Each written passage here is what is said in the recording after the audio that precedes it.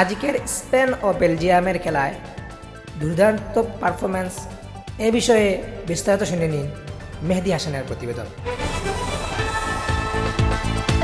Spain 2-1 Belgium বিশ্বকাপ quarter ফাইনালে রোমাঞ্চক লড়াই।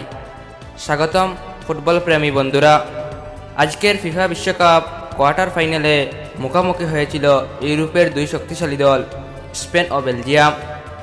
শুরু থেকে দল আক্রমণাত্মক ফুটবল খেললেও বলের দখল ও পাশিয়ে স্পেন ছিল কিছুটা এগিয়ে। প্রমাদের 30 মিনিট স্পেনের হয়ে ফেবিয়ান রাইজ দুর্দান্ত এক গোল করে দলকে 1-0 ব্যবধানে এগিয়ে দেন। তবে বেলজিয়াম হাল ছাড়েনি। 41তম মিনিটে চার্লস ডি কেটেলারে চমৎকার হেডে গোল করে ম্যাচে 1-1 সমতা ফেরান। প্রথমার্ধ শেষ হয় সমতায়।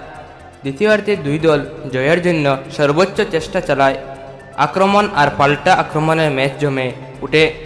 দর্শকদের মনে হচ্ছিল খেলা হয়তো অতিরিক্ত সময় গড়াবে, কিন্তু 88তম মিনিটে স্পেনের বদলি খেলোয়াড় মিকেলে মেরিনো অসাধারণ এক গোল করে স্পেনকে 2-1 ব্যবধানে এগিয়ে দেন।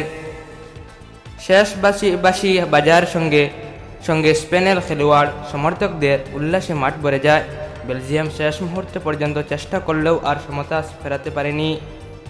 2-1 গোলের এই জয়ের মাধ্যমে স্পেন বিশ্বকাপের সেমিফাইনাল জায়গা নিশ্চিত করে এবং শিরোপা জয়ের স্বপ্ন আরও এক ধাপ এগিয়ে নিয়ে যায়। ফুটবল প্রেমীদের জন্য এটি ছিল দারুণ উত্তেজনাপূর্ণ একটি ম্যাচ, যেখানে স্পেনের ধৈর্য, কৌশল ও শেষ মুহূর্তে গোলই তাদের জয়ের নায়ক হয়ে ওঠে।